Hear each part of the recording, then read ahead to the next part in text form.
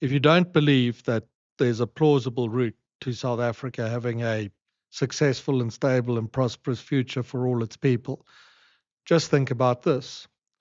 An estimate done by my colleague Mbeki is that had South Africa after 2008 simply maintained the rate of economic growth, which was the average rate of other emerging markets, so what the rest of our sort of peers as countries maintained, which is a rate of growth of around 4%. We were at levels of under 2%.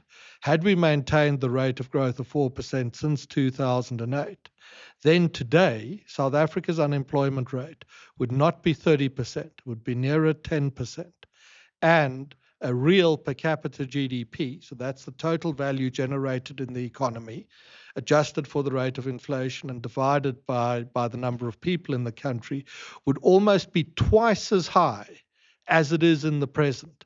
And that takes some thinking about. In 2008, if you think back to it, if you were around, doesn't feel that it was such a long time ago.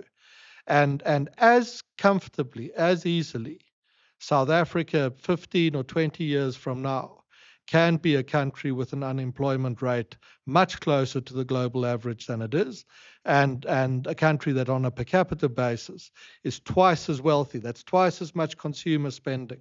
That's twice as many cars being bought and sold and homes being bought and anything you care to think of.